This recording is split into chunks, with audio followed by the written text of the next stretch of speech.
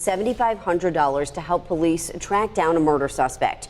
Crime Stoppers now offering a reward for information leading to the arrest of the shooter who killed Joshua Jalovic on Freund Street last week. Buffalo police have been looking for leads since last Monday. He was the third person to die from gun violence. 54-year-old mother of two was found dead in the road. At first, police thought she was hit by a car because she was out jogging, but she was actually murdered, stabbed, and left to die. Yeah, it happened in a normally quiet neighborhood. She was found on the Iron Horse Boulevard bike trail. News 8's Jason Newton shows us there is a new push tonight to try to catch that killer.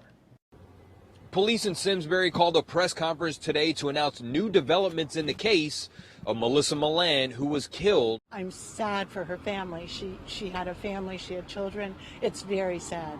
54-year-old Melissa Milan was an executive at Mass Mutual Insurance in Enfield. She was apparently exercising along Iron Horse Boulevard when she was attacked. Police initially thought she may have been the victim of a hit and run. They now know she was stabbed with something they described as similar to a knife. The manner and cause of the death was determined by the Office of the Chief Medical Examiner as a homicide by an edged instrument. A reward of $40,000 is being offered from an anonymous donor for help solving the case. WJZ is live tonight. Rachel Carden reports the FBI offering thousands in reward money for anyone who can help put the shooter or shooters behind bars. Rachel? Nicole, these are the flyers that the FBI handed out today, and they say this double murder that happened back in 2018 is still unsolved. They do think it was gang-related, but wouldn't say today which gang is involved. They say regardless, their goal is to get justice for the family you're about to hear from. Efforts to find the killer or killers continues. It's a bunch of broken hearts, but we refuse to lie down. We're going to stand. Surrounded by pictures of her sister, Shanette Neal, and niece, Justice Allen. April 4th, 2018, someone broke into their home on Gorman Ave and killed them both. And all new tonight at 5:30, $50,000. That's the reward being offered for the arrest of the man behind a double murder at a Manatee County resort. Good evening, everyone. I'm Laura Harris. I'm Paul Legrone. Longboat Key officers tracking down dozens of leads and tightening security at that resort. Jake Peterson is live now. Jake, do people visiting the area feel safe there?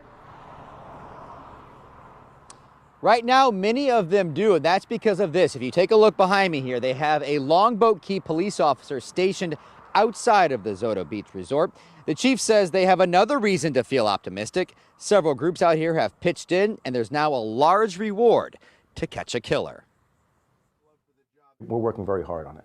While the police track down leads, community groups are raising reward money. Nearly $50,000 has been raised by businesses, and even the city itself pitched in. A question on the minds of San Antonio homicide detectives for nearly a month. Now they're hoping reward money might help them find the answers surrounding a Northeast Side woman's murder. Katrina Weber gives us a recap of the case that so far has led to a dead end for police. Call that drew bright lights to the 4700 block of Ritterman Road came in the dark of night on September 4th. Two homeless people called 911 after finding a woman badly hurt behind an abandoned bar. San Antonio police soon realized 29-year-old Keisha Yvette Fry had been shot and died from her wounds. But who killed her remains a mystery. But if you sat down with her and talked to her, she's a really good person. So, you know, she's really kind. Nearly a month after her murder, Jairo Valle recalls the conversations he had with his neighbor, a woman who he says was often misunderstood. She would just yell really loud and walk out and cause a lot of chaos, but she was a good girl. She just didn't know, she had nowhere to fit in really. For years, Fry lived in this upstairs apartment on Goldfield Drive. It was still undergoing repairs today, boards covering windows that neighbors say Fry broke herself. Police believe violence by someone else, though, ended her life. What was a blood stain here on the ground has faded, but police are hoping that people's memories have not, and they're counting on someone who might know what happened here to come forward. I don't really know why someone would do that. Valle would like to see Fry's murder solved, too. And while he's holding on to hope, police are offering to give out up to $5,000, a reward for information. Police are hoping a $100,000 reward will help them solve a murder in Melbourne's southeast early last year. 50-year-old Robert Hoff was found beaten to death at Carrum Downs. Police believe he was on his way to work when he was attacked. In the years since Stephen Fenwick vanished, investigators have faced silence. Today they announced a reward aimed at loosening lips. $500,000 is a lot of money. And one thing for certain, Stephen didn't just evaporate into thin air. Despite searches, his body has never been found. Warren police released new video leading up to a murder. They're still searching for more information, though, into the 2019 killing of Michael Jones. Investigators say this is video of Jones just seconds before he was shot multiple times. It happened in the 3000 block of Solar Street Northwest on May 16th. Now, Jones is the person on the right. The suspect is on the left. Surveillance video shows a car, possibly a green Cadillac, turning around in a nearby driveway. Police say Jones was a passenger with at least 2 others, including the killer. The vehicle has been seen in the past around town, so we're looking for anybody that might know who drives that vehicle, who has access to that vehicle.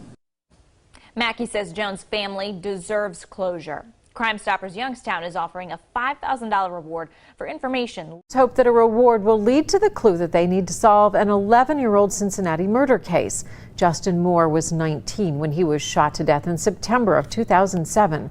Police and paramedics found him dead on California Avenue in Bond Hill. Crime Stoppers is offering a $2,500 reward for information on the case and 15 other unsolved murders.